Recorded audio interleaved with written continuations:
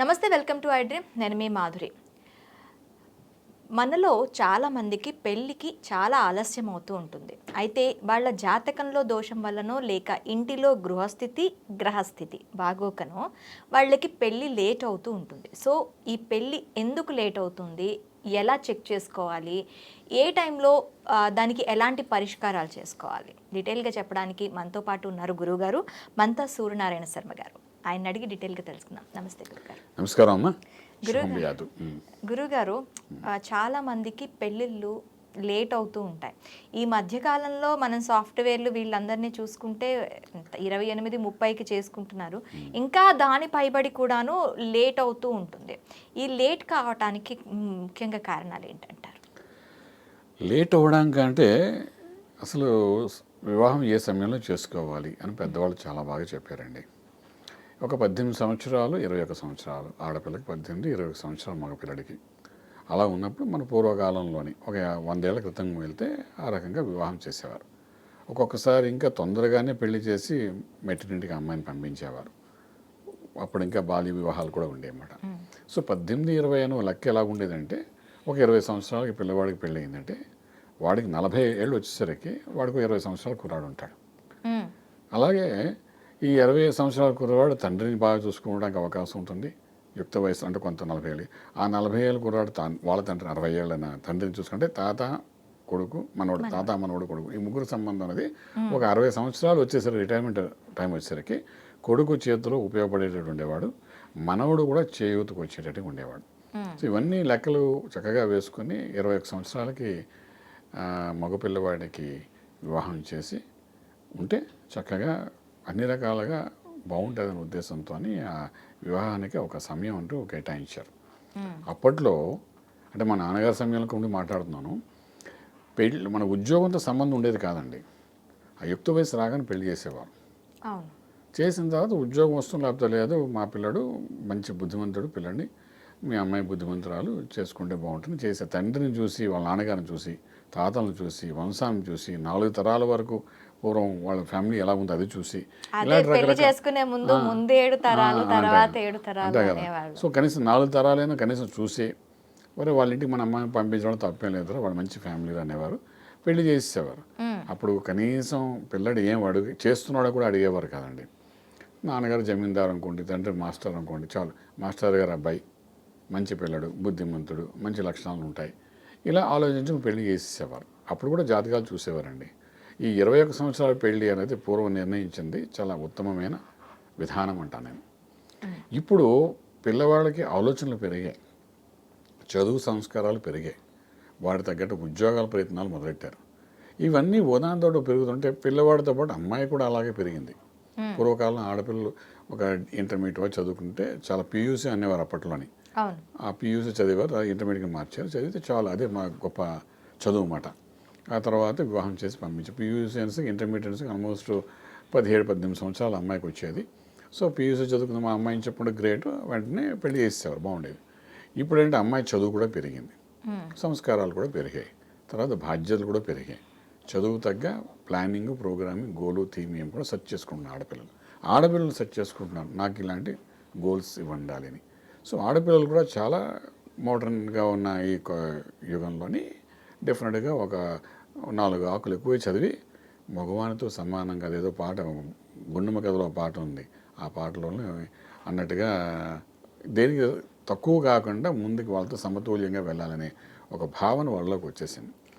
వచ్చిన తర్వాత అన్నీ వాళ్ళతో సమానంగా జరుగుతాయి, జరగకపోవచ్చు, ఇక్కడ ఎవరిని కించపరచట్లే మనం. సో ఇలాగ వచ్చినప్పుడు ఏంటంటే వివాహ వ్యవస్థలో కూడా మార్పు వచ్చింది. ఇప్పుడు మీరు అన్నట్టు అలా సెటిల్ అయితే కానీ పెళ్లి చేసుకోకుండా ఒక ఆలోచన వస్తే, ఈ 21 సంవత్సరాలకి పూర్వకాలం సెటిల్ కాకపోయినా పెళ్లి చేసేవారు. ఇప్పుడు సెటిల్ అయితే కానీ పెళ్లి చేసుకునే ఆలోచన ఎవరిది? ఈ పిల్లవాళ్ళ దృష్టిలో వస్తుంది, చదువుకున్న విజ్ఞానం బట్టి వస్తుంది వాళ్ళకి. అలాగే పెద్దవాళ్ళని ఇప్పుడు అడిగినా సరే ఇంట్లో పిల్లవాడు పెళ్లి చేసేస్తే బెటర్ కదా, యుక్త వయసు వచ్చింది కదా అని అనేసేవారు.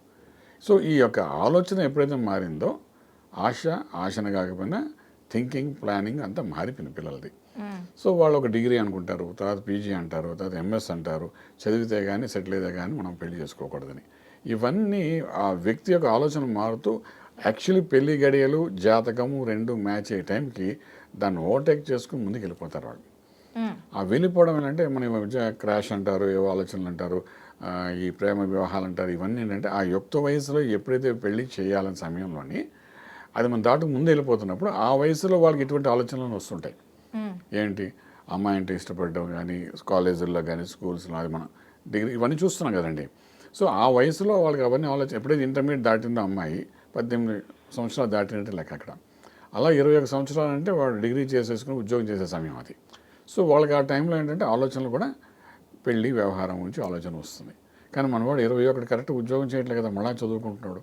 సో అప్పుడు ఏం చేయాలి, పెళ్లి బదులు అమ్మాయిని ఇష్టపడ్డాడు, ఇవన్నీ చేస్తున్నాడు. అంటే లాజికల్గా ఆలోచిద్దాం. సో అప్పుడు ఏమైందంటే ఆటోమేటిక్గా వాళ్ళు ప్రేమ వివాహాల కోసం ముందడుగు వేస్తున్నారు. మళ్ళీ దీని కారణం ఏంటంటే నా సెటిల్ అయితే కానీ ఈ వివాహం కూడా చేసుకోలేం. ప్రేమ వివాహమైనా, గాంధర్వ వివాహం అనుకోండి అదైనా, లేకపోతే పెద్దలు కుదించిన వివాహం అయినా సరే మంచి సెటిల్మెంట్ అయితే కానీ చేసుకోకూడదని ఒక భావన కలిగింది అందరికీ. ఇంకా సెటిల్మెంట్లో కూడాను ఏంటంటే ఇవాళ రేపు ఏంటంటే ₹1,00,000 తక్కువ అయితే ఆడపిల్లలు కూడా మగపిల్లడిని ఒప్పుకోవట్లే. 1,00,000 పైనే జీతం ఉండాలంటున్నారు. మీకు తెలుసో తెలియదు కానీ మార్కెట్లో అందరూ కనీసం ₹1,00,000 కూడా సంపాదించకపోతే ఇంకేం పోషిస్తాడు ఈ కాలంలో అంటున్నారు. సో ఇవన్నీ మళ్ళీ ₹1,00,000 దాటిన వాడిని చూసుకోవాలి. సో ఇలా లాజికల్గా చూసి చదువు, సంస్కారం ఎంతకటి తీసిపోతున్నట్టు వాళ్ళని అన్ని తీసినట్లు ఆ వివాహ వ్యవస్థని డిలే చేయడానికి ఉపయోగపడుతుంది. సో దానివల్ల ఏంటి, వీళ్ళ తర్వాత 30 సంవత్సరాల తర్వాత పిల్లల కన్నా వీళ్ళ చేతికి ఉపయోగపడరు. వాడు 30-32 సంవత్సరాలు వీళ్ళకి వచ్చింది పెళ్ళికి కంటే వీళ్ళకి రిటైర్మెంట్ అయ్యే టైంకి ఆ పిల్లడి చేతికి ఇంకా వాడు అదే ఆలోచన ఉంటాయి కదా. వీళ్ళు 30 చేసుకుంటే వాడు నేను 35 ఏళ్ళకి చేసుకుంటా అంటాడు నెక్స్ట్ జనరేషన్ వాడు. సో ఈ రకంగా ఏమవుతుందంటే వివాహ వ్యవస్థ పూర్తిగా ఒక రకంగా చెప్పాలంటే బలహీనపడిందని చెప్పచ్చు. ఎప్పుడైతే ఈ బలహీనపడిందో థాట్స్ అన్ని పెద్దవాళ్ళ చేతిలో నుండి పిల్లవాళ్ళ చేతిలోకి వెళ్ళిపోయి వివాహ వ్యవస్థ అనే ఆలోచన వాళ్ళ ఆలోచన నుండి దాటిపోయి మాకు నచ్చిన పద్ధతిలో చేసుకోవాలి, మాకు ఇష్టమైన వాళ్ళు చేసుకోవాలి, మేము సెలెక్ట్ చేసుకుంటాము, మా ప్లాన్ ప్రకారంగా. ఇంకా భారతదేశంలో కొంచెం నయం, విదేశాల్లోకి అయితే నేను ఏ కంట్రీలో ఉన్నానో, ఏ స్టేట్లో ఉన్నానో ఆ స్టేట్లో దగ్గరలో ఉన్నవాడిని అయితే మా ఇద్దరి మధ్య అవినాభావ సంబంధం బాగుంటుంది. కానీ అక్కడ వాడు సెటిల్ చేసుకుని ఇష్టపడిపోయి అప్పుడు పేరెంట్స్కి ఫోన్ కూడా చేస్తున్నారు. అంటే ఏమైపోతుందో మనకు వివాహస్థను ఆలోచిస్తే మాత్రం పూర్తిగా బలహీనపడిపోతాను. అంటే ఇంకో పదం వాడచ్చు, కెమెరా ముందు అది మాట్లాడకూడదు, బలహీనపడిందని చెప్తుంది తప్ప ఇంకేం లేదు. సో డిలే ఎందుకు అవుతుంది అంటే మనం చేస్తున్న పనుల వల్ల కొంత డిలే అవుతాను. ఒక జాతకరీత్యా కూడా కొంత డిలే ఉంటాయండి. జాతకరీత్యా ఒక యోగం వస్తుంది వివాహానికి. ఆ యోగం వచ్చినప్పుడు దాన్ని మించి ఇంకేదో వెళ్ళాలని ప్రయత్నం చేస్తారు. వెళ్ళినప్పుడు ఆ వివాహ వ్యవస్థకు సంబంధించిన యోగం ఏంటంటే అక్కడితో కట్ అయిపోతుంది. ఒక యోగ బిందు కంప్లీట్ అవుతుంది. గురుబలం ఒక్కొక్కసారి వస్తుంది. వచ్చినప్పుడు వివాహం చేయాలనుకుంటాం. ఇప్పుడు మేమేముంది, ఇప్పుడు ప్రస్తుతానికి ఈరోజు మాట్లాడుకున్నాం, వృషభంలో గురుడు ఉన్నాడు యాజ్ ఆన్ టుడే గోచార రీత్యా. వృషభంలో గురుడు ఉన్నాడంటే అక్కడ నుండి పంచమ భావనం అయినట్టు కన్యారాశిని, వృశ్చిక రాశిని, మకర రాశిని చూస్తాడు. వాటి మీద గురు దృష్టి పడింది. వాటి మీద గురు దృష్టి పడితే ఆ రాశిలో ఉన్న వాళ్ళకి వివాహ వ్యవస్థకి శుభకరిగేలు అని చెప్పచ్చు మనం. అంటే కన్యారాశి వాళ్ళు వివాహానికి అనుకూలంగా ఉన్నారు. అలాగే వృశ్చిక రాశిలో పిల్లలు ఎవరంటే వాళ్ళు చేసుకోవడానికి అవకాశం ఉంది, ఎందుకంటే గురుబలం ఉన్నప్పుడే వివాహం చేస్తాం. సో అలాగే మనకు మకర రాశిలో నక్షత్రాలు ఏవైనా ఆ నక్షత్రాలు పుట్టిన వాళ్ళకి ఈ సంవత్సరం కంప్లీట్గా చేయడానికి అనుకూలంగా ఉంది. అలాగే వృషభానికి కూడా ఉంది అని ఒక లెక్క ఉంది. అయితే ఈ ఒక్క సంవత్సరంలోని కరెక్ట్గా వాడు ఏం ఆలోచిస్తాడంటే, నేను ఇప్పుడు జాతకం చెప్పినప్పుడు వారఫలాలు చెప్పేటప్పుడు కూడా ఈ రాశి వాళ్ళకి బాగుంది, శుభకార్యాలు జరుగుతాయి, శుభమైన ఫలితాలు ఉంటాయి, వివాహస్థకు అనుకూలంగా ఉంది, ఇవన్నీ మనం చెప్పుకుంటూ ఉంటాం రాశి ఫలాల్లో. చెప్తే వాళ్ళు ఏం చేస్తారు, టైం బాగుంది కదా అని మనం పీజీకి వెళ్దామా, టైం బాగుంది కదా అని చెప్పి మనం ఫారిన్ ట్రయల్ చేద్దామా, టైం బాగుంది కదా అని చెప్పి ఇంకెక్కడ సెటిల్మెంట్కి కొంచెం ముందు హైయర్ స్టడీస్కి వెళ్దామా, ఇవన్నీ ఆలోచిస్తారు తప్ప ఈ వివాహ వ్యవస్థ గురించి ఆలోచించారు పిల్లలు కూడా. సో ఏమవుతుందంటే ఈ టైంలో వాళ్ళు వెంటనే టేక్ ఆఫ్ అవుతారు. టైం బాగుందని చెప్తాం, గురుబలం ఉన్నప్పుడు మంచి జరుగుతుందని చెప్తాను, శుభం జరుగుతుంది, మంచి కార్యం జరుగుతుందని. సో ఆ మంచి కార్యం అనేది వివాహం అనే ఆలోచనలో వాళ్ళు ఉండరు. ఏముంది, మ్యారేజ్ ఇవాళ కాకపోతే రేపు చేసుకోవచ్చు, సెటిల్ అయిపోతే మళ్ళీ ఇబ్బంది కదా అంటే వాళ్ళ వేసే అడుగులు కూడా అలాగే ఉంటాయి. సో అలా ఉన్నప్పుడు ఏంటంటే మనం ఇదొక చెప్పాలంటే ఈ శుభం అంటే అందరికీ అవకాశాలు వస్తాయి సరైన టైంలో వివాహం జరగడానికి, కానీ వాళ్ళ ఆలోచన విధానం బట్టి కొంత డిలే అవుతుందని చెప్పడానికి చాలా అవకాశం ఉందంట. ఓకే, అయితే ఇప్పుడు ఇదంతా ట్రెండ్. అవునండి. కొంతమందికి పూర్వకాలం నుంచి కూడా మనం చూస్తూ ఉన్నాం, జాతకరీత్యా దోషాలు కానీ నేను ఇందాక చెప్పినట్టు గ్రహలోని గ్రహస్థితి కానీ గృహస్థితి కానీ బాగోకపోవటం అది ఇది జరుగుతుంటుంది. ఇది ఎవరిలో ఎక్కువగా? ఇప్పుడు జాతక దోషం అంటే వివాహం జరగకుండా ఉండడానికి ఓ 10 రకాల దోషాలు చెప్పచ్చండి. సాధారణంగా అందరు తెలిసిన దోషం ఏంటంటే కుజ దోషం అంటాం. ఈ కుజ దోషం ఉంటే కుజ దోషం వాళ్ళు వివాహం చేసుకోవాలంటాం. కుజ దోషం ఉన్నప్పుడు అంత తొందరగా వివాహం జరగదంటాం. అలాగే కుజ దోషం ఉంటే దానికి సంబంధించిన పరిష్కార మార్గాలని చేసుకుంటూ సంస్కారాలు చేసుకుంటే అప్పుడు అటువంటి దోషం ఉన్న వ్యక్తి మనకు తటస్థిస్తారు. అలాంటి జాతకాలు వస్తాయి. వచ్చినప్పుడు వాటిలో చూసుకుని వివాహం చేయాలంటాం. అలాగేంటంటే కుజ దోషాన్ని ఒక ఇంపార్టెంట్ రోల్ ప్లే చేస్తుంటాం. ఈ కుజ వాడు వివాహం అని అనుకునే ప్రయత్నం చేసేటప్పుడే వాడి ఆ గ్రహం యొక్క యాక్టివిటీ మొదలవుతుంది. అంతవరకు మొదలవదు. సో అంతవరకు కామ్గా ఉంటాడు. పెళ్ళి అనగానే వాడు యాక్టివేట్ అవుతుంటాడు. సో అంచేత అదొక దోషం. ఇవాళ రేపు 99.9% ప్రతి ఒక్కరు జాతకాలు చూపించుకునేదే అందుకోసమని. ఇప్పుడు మా అబ్బాయికి వాళ్ళ అమ్మాయికి కుజదోషం ఉందా లేదా, కుజదోషం ఉంటే చేయకూడదు. సో అవి ఫస్ట్ ఇంపార్టెంట్ రోల్ ప్లే చేస్తున్నాయి వాళ్ళ రేపు. తర్వాత శుక్రదోషం అంటాము. శుక్రుడు బలహీనంగా ఉన్నప్పుడు ఎవరి జాతకులే కానీ అసలు శుక్రుడు చాలా బాగుండాలి. ఆడపిల్లలకైతే ఇంకా బాగుండాలి. మంచి ప్రదేశంలో శుక్రుడు ఉండాలి మొత్తం 12 రాశుల్లోని. అలా కాకుండా శుక్రుడు బలహీనంగా ఉన్నాడు, నీచలో ఉన్నాడు, లేకపోతే అస్తంగతుడయ్యాడు. అస్తంగతుడు అంటే బలం తగ్గిందని, లేకపోతే శత్రుగ్రహంతో కలిసి ఉన్నాడు, శత్రువుతో కలిసి ఉన్నాడు. ఇటువంటి పరిస్థితి జాతకంలో ఉన్నప్పుడు ఏంటంటే ఆ శుక్రుడు అనేవాడు సుఖమైన సంసారం, సుఖమైన భోగం ఇచ్చేవాడు వాడు. అటువంటి సుఖమైన సంసారం, సుఖమైన భోగానికి పెళ్ళే ప్రధాన కారణం. సో అలా బలహీనం ఉన్నప్పుడు కూడా ఏంటంటే ఈ వివాహం అనేది కొంత డిలే అవ్వడానికి అవకాశం ఉంటుందన్నమాట.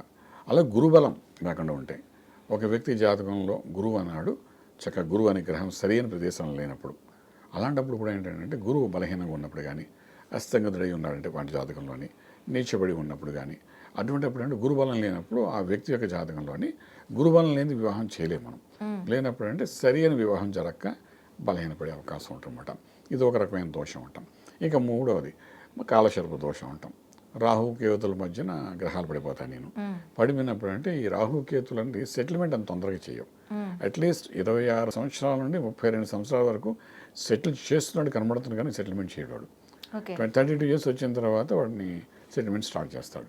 సో మ్యారేజ్ అన్నది సెటిల్మెంట్లో ఒక భాగం, లైఫ్ సెటిల్మెంట్లోని.